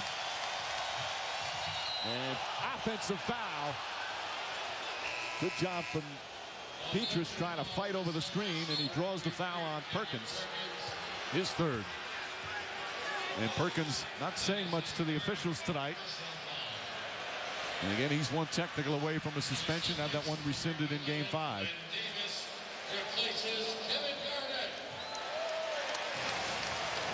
You know, going back to his situation, Doc Rivers brings up a great point about the double fouls should be assessed, or double technicals should be assessed differently when it comes to accumulating points. I really believe it should go series by series. You get 2 technicals or 3 technicals each series, and then it gets wiped clean. Because the only teams that are really impacted are the teams that advance far. And the double technicals, to me, the ones that you're just calling to clean up the game, the severity is not the same. So I think it should be thought about. That's a good idea. Also, maybe have the double technicals not count toward the limit. I saw that written in a couple of spots recently. That's not a bad idea either. Because often it's just a way of the officials trying to control a game that might be getting a little out of hand. As Nelson gets in there. Nelson on the drive. Blocked by Davis. Outlet Rondo. Pierce on the drive. Foul. Shot won't go. You know, I'm thinking about both of you guys, that theory. And I believe, I understand it, but I'm more old school. You should be able to control yourself, your attitude, your approach, and not get that many technical fouls. All right, if you're old school, they didn't have that in the old school. They didn't have some arbitrary number where you're suspended. They didn't have flagrant foul points. So if you want to go old school, let's go real old school and be a man when you take a hard hit. Get up and make your free throws. I understand that, but 7 technicals in a series, I didn't have Not 7. Seven in a whole playoff. Right, in the whole playoffs. I didn't have 7 technicals in 17 years. Now here you look. Yeah, because you're always out on the perimeter. The way they do it in the playoffs, on your 7th one, you're suspended a game. If you get a 9th one, you're suspended another game. Obviously, the fines go up as well. In the regular season, it's 16th, but in the playoffs, you start it again. If you can't be able to recite a rule, like 9th, 11th, you got a different fine system, you might want to simplify that just a little bit. 80-56, largest lead of the night for Boston. Carter flips it up and in. 15 points for Carter.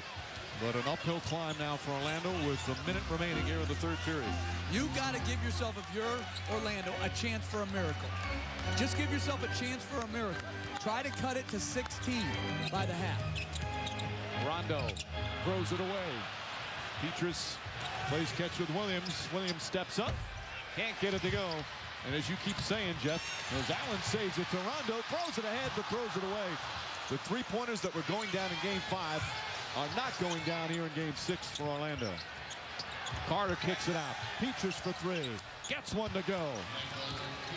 They were 3 of 13 before that one, and that cuts it to 19. And these are open shots. You just got to keep taking the shots that you generate, but make sure you're not going selfish and trying to do it by yourself. Kick the ball.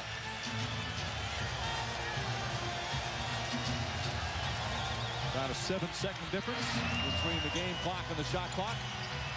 Pierce trying to draw a foul on the pull-up jumper. 23 for Pierce.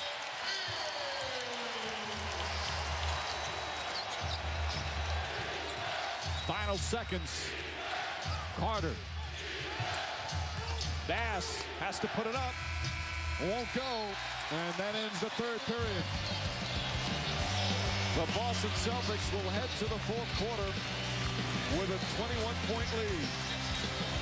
Celtics 1 quarter away from appearing in their 21st NBA Finals after dropping 2 straight and bringing about some high anxiety here in the city of Boston. They've got a comfortable lead with 1 quarter to play here in Game 6.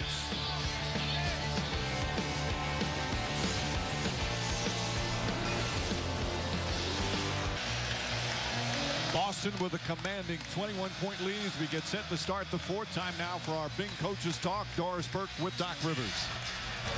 Doc, you told your guys before the game that their defensive reputation was at stake. How have they enhanced that? They've been great. They're playing with great energy. We're messing up rotations, but somebody else still gets there. That's how we have to play. What do you need offensively in this final period? Well, we can't get slow. We got to keep playing with pace and keep playing. We got 12 minutes left. Thanks, Doc. Mike.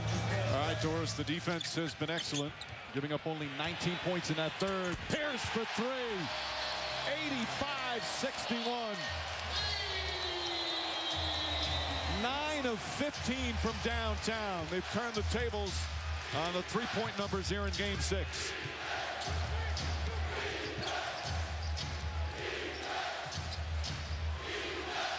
Wallace, smart play from Rashard Lewis. Lewis, he's going to the free throw line. I think he thought he was in the act of shooting. I thought he was too. It looked like he... Well, good misdirection play by Robinson. Pietrus slips. Pierce knocks in another 3. And again, it's a make-or-miss league. I would say the Celtics' three-point shots were similar to the ones they got last game. I think the Magic's are similar. The numbers are down. And to win, you got to make. Lewis looking for an opening. Shot clock at 3. Carter's got to put it up. Flips it up in the basket. Hangs on the rim. Carter, nice tip in. 17 for Carter. I think Carter's acquitted himself competitively much better these last 2 games.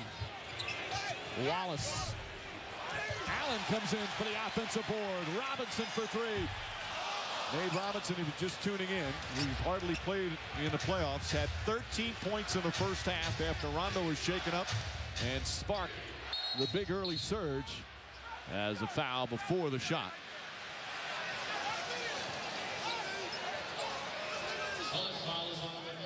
They call it on Pierce. But see, I like what Pierce is doing right there. Couple loose possessions. You know, they're playing with a big lead. They're not losing the game. But he's like, play well, play right. Don't play the score just because we've got a lead. You're 100% right. The reason why we've seen in the past teams develop bad habits, moments like this, and it has a carryover effect. The three-point shot just not going down for Orlando. They've missed 11 of their 15 attempts.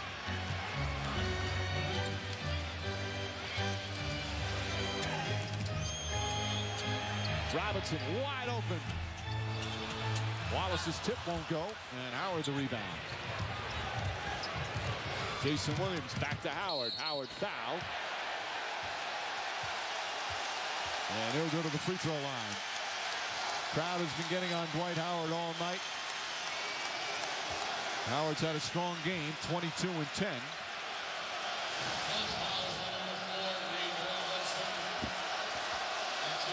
Good foul from the Celtics, not allowing Dwight Howard to get to the cup and dunk the basketball.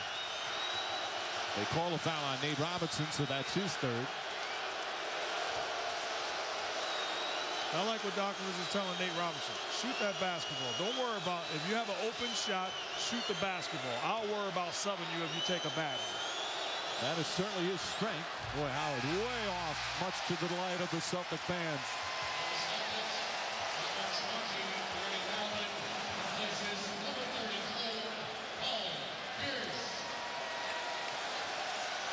Of course, Pierce gets a breather.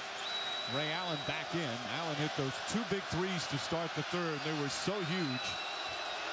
At halftime, it was a 13-point game, and then they quickly extended it to as many as 24 in that third period.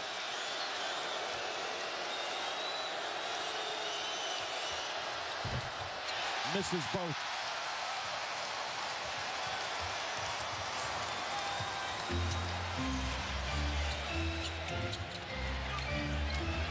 Davis, Allen, Robinson, Wallace, and Ray Allen, the only starter out there right now for Boston. Rasheed Wallace wants it.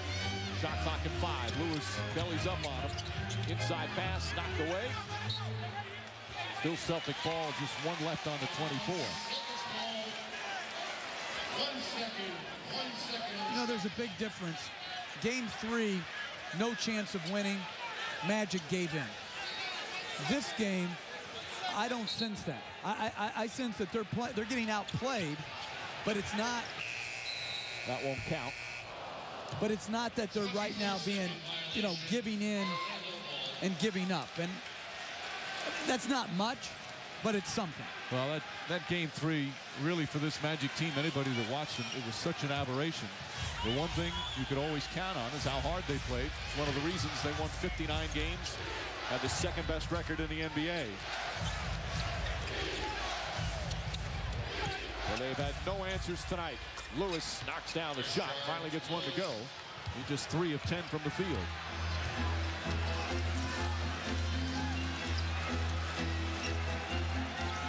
Celtics have led almost the entire game. Davis, rebound, Jason Williams.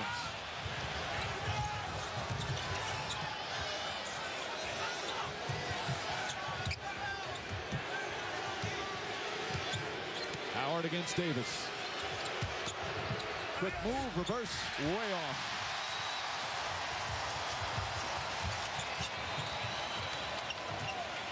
And Nate Robinson sets it up once again. What a performance he put on in that first half. A dazzling display with 13 points off the bench. That shot won't count. Instead, a whistle. And we'll have a timeout. Still plenty of time remaining, but the Boston Celtics in complete control. ESPN's presentation of the NBA Eastern Conference Finals.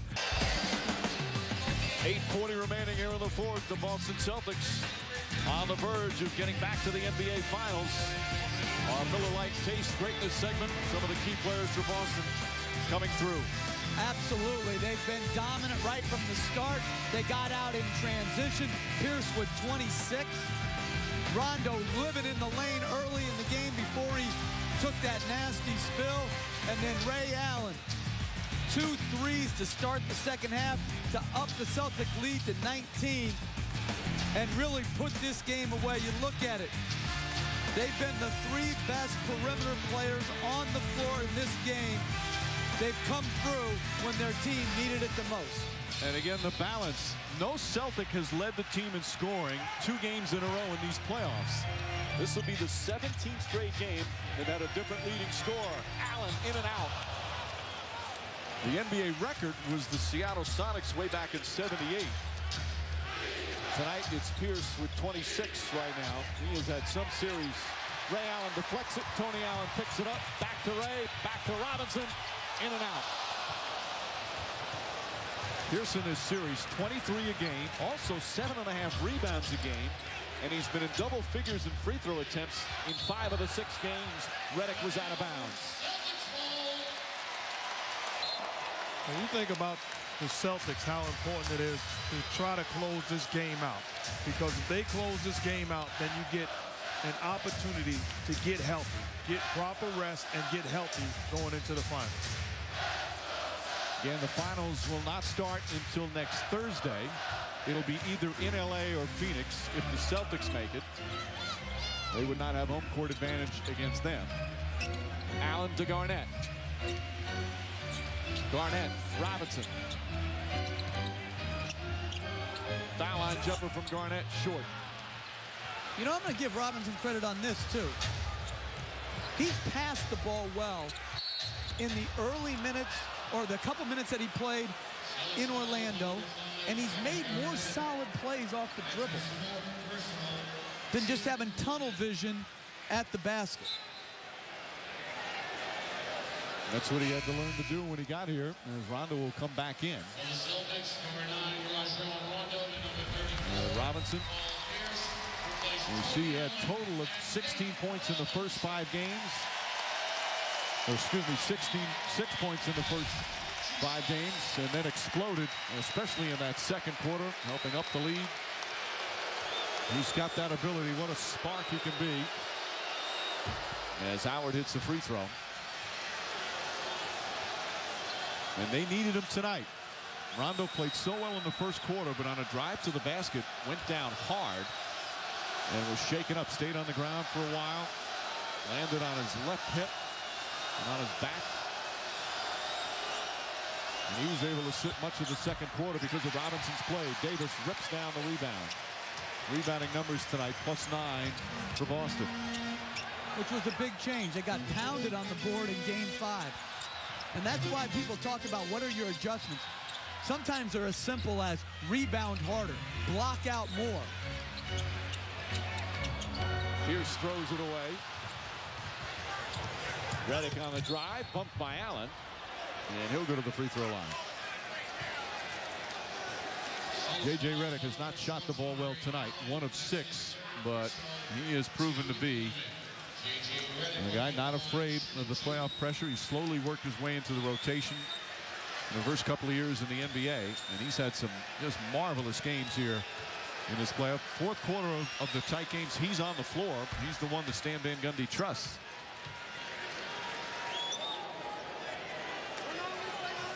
And it wasn't easy. Some guys come into the NBA and immediately follow suit what they did in college. He was a star in college, but it was not easy for him. No, he didn't play early after being a lottery pick. And give him credit. Instead of whining, asking for trades and all the nonsense, he went to work and he became a better player and he understood his role. Just under 7 minutes remaining. Celtics haven't scored in 4.5 minutes, yet they still lead by 17. Pierce fakes. Now the three. It's good. As the shot clock expires.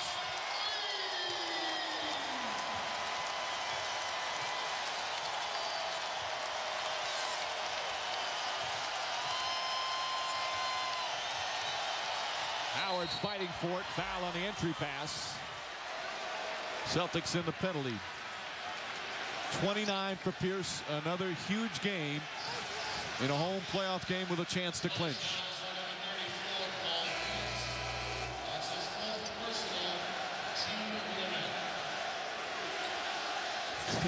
Perkins loves it. And chance of beat LA starting here at the TD Garden. I had a feeling that we wouldn't hear a chance of beat Phoenix. No, I'm saying it may be a little premature. Not that they're not going to be there, but who they're going to play. Don't count out the Suns. Howard, defending Indy 500 champion Elio Castanedas and the stars of the Izod IndyCar Series return to the sport's biggest stage, the 94th running of the Indianapolis 500 at the Motor Speedway. Sunday, May 30th at noon Eastern on ABC. You know, I got something to say talking about the Phoenix Suns. I will never, ever, ever, ever, ever in my life feel like Alvin Gentry, the coach of the Phoenix Suns, getting sick off of eating fried avocado. It's impossible. Howard, the rebound, throws it down.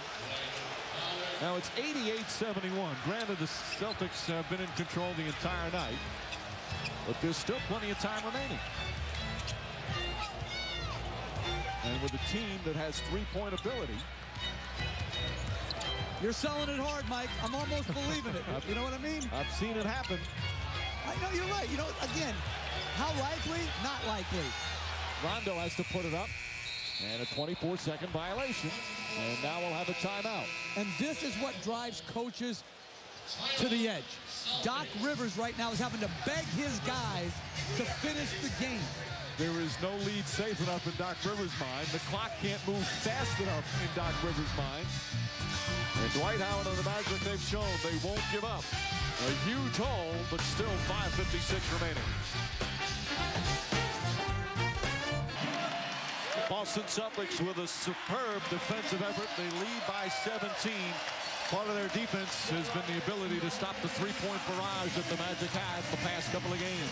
Which has been big. You talk about the Celtics knocking down shots as the shot clock expired. Ray Allen locks and loads, 1 second on the shot clock, knocks it down.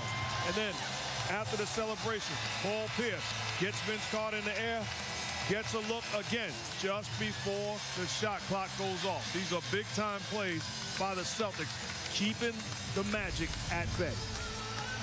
And you look at the numbers, just sensational in Game 5, 13 of 25, but they've missed 12 of 16 tonight, where Boston has knocked down 50%. Celtics have shot the ball well, for the most part, in the playoffs from downtown. Ray Allen leading the way in that department. Nelson, Redick, Howard, Lewis, and Carter out there. Carter steps back. That three won't go. They're just not falling tonight. See, wide open, good execution, good pass. Carter just misses. And, you know, again, that's one area you don't have control over. You have control over a lot of things as a player. Just take your best shot. If you miss, you go home. Pierce up top. Allen for three. Pierce the offensive rebound. And I think this is the best offense for the Celtics to try to close out this game. Put it in Paul Pierce's hands and trust that he's going to make the right decision. How about Pierce? 29 points and 12 rebounds. Garnett. Ball tipped, knocked out of bounds. Celtic ball. Let's send it over to Doris Burke. Guys, Stan Van Gundy trying to get his guys to believe. He invoked Reggie Miller. He said, guys, 8 points in 8 point whatever seconds. We can do this. It can be us tonight. Mike, we'll see. 8.9 seconds. I was there. I'll tell you what, Reggie Miller's not walking through that door. Ray Allen off the screen, in and out. If Reggie Miller was walking through that door, they wouldn't be down 17. J.J. Redick, nice fake. That's a three. That's good. And it's 14. It's the closest it's been since early in the third quarter. Still 4.5 remaining.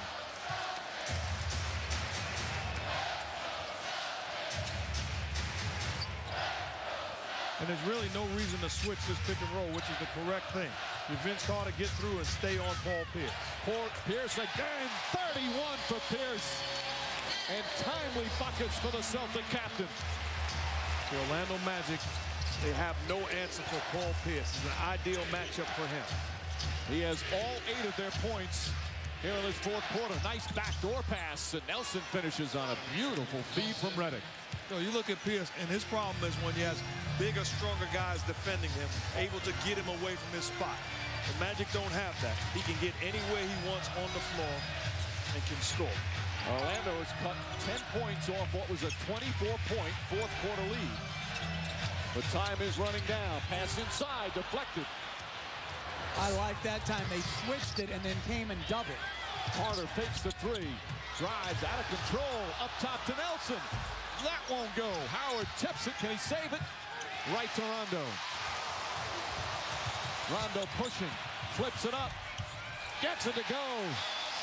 And Vince Carter is shaken up. He's holding his right leg for Orlando. Walking over to the bench. As the lead back to 16 with 3:19 remaining. Huge exchange. A missed three on one end. Rondo gets it to go at the other. Pushing it in transition. The Celtics are at their best. Rondo gets into the paint area. The beautiful floater. And then Paul Pierce continuing to carry this Celtic offense. Pretty offense. The fadeaway jump shot over uncontested defense. Celtics up 16. A sellout crowd tonight at the TD Garden. And the fans here in Boston talking title in 2010. Rondo, nice pass to Pierce. Perfect timing. Sets up for three. Knocks it down right on cue. Robinson, nice pass inside. Robinson steps up for three. It's good. Nate Robinson off the bench. A huge mark for the Celtics. He can dance now. Let him dance.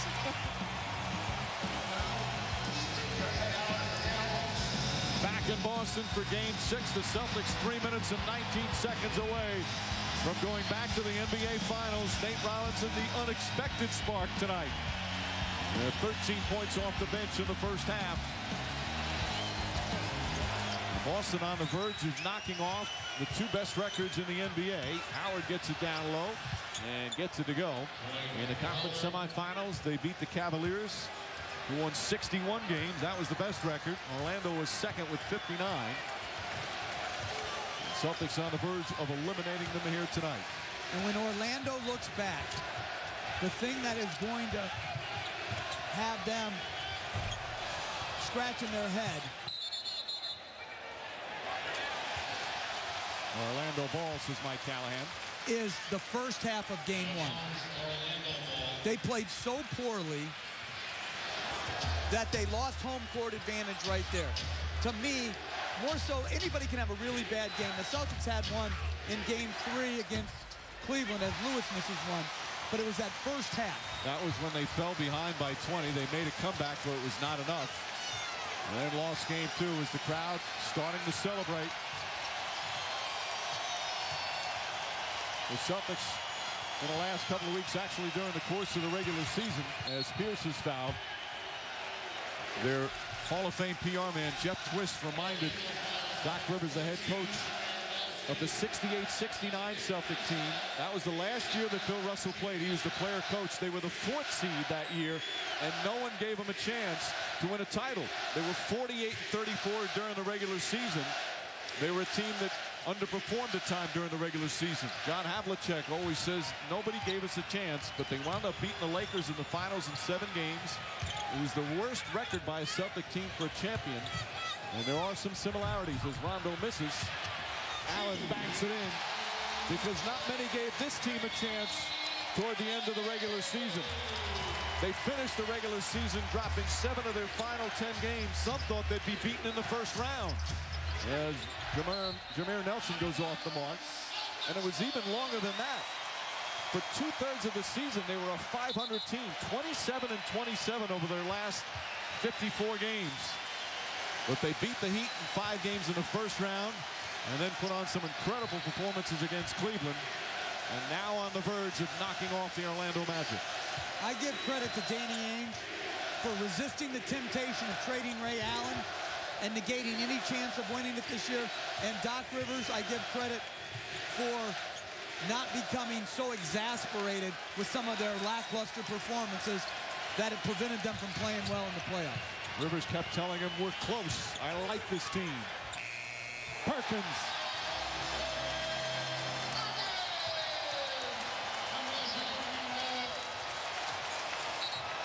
And a foul on Pierce with 1:23 remaining. Oh, one thing Doc Rivers said all along, he trusted that if his team got healthy, they could win it all. And he preached that message the entire season long to the point where everyone began to believe. And that's really the only reason that became a number 4 seed, because they weren't healthy during the regular season. They're healthy again, and they're hungry. They're going to become the first team ever to make it to the NBA Finals with a better road record than home record. They had some horrible home losses in the second half of the season, but they've turned it around here in the playoffs.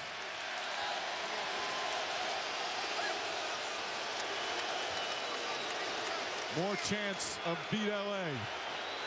I'm Alvin Gentry. Also, I play this in my pregame meeting. The crowd saying beat LA. I don't. You know what I play? Whatever Steve Nash wants me to play, because Steve Nash is getting it done. Well, the cheers go up for Boston. A tough finish for the Orlando Magic. Back-to-back 59-win seasons. Last year they made it to the finals. This year they make it to the Eastern Conference Finals. Most teams only dream of those types of seasons, but it's going to be a disappointing ending because they felt they were ready to take the next step, as Williams puts it in. They made big changes after last year in winning it in 2009, and now they'll have to make changes again this year, right, Jeff? Well, I do. I think they have to get more athletic, quicker. I think their wing play has to be better. I think they have to address the backup point guard as well.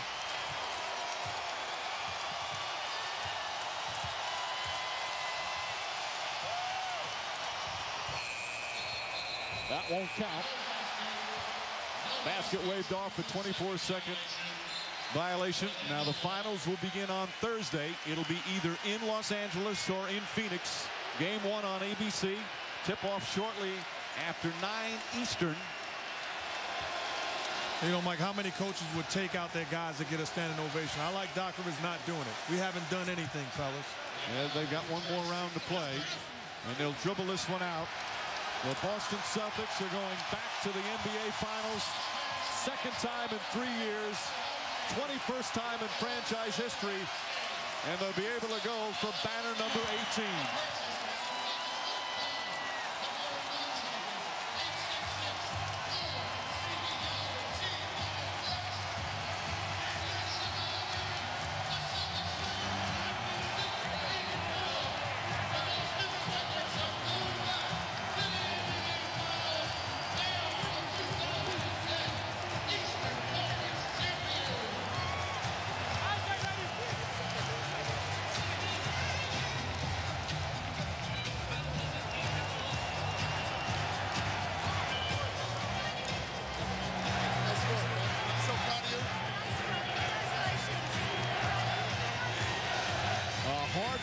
Physical series.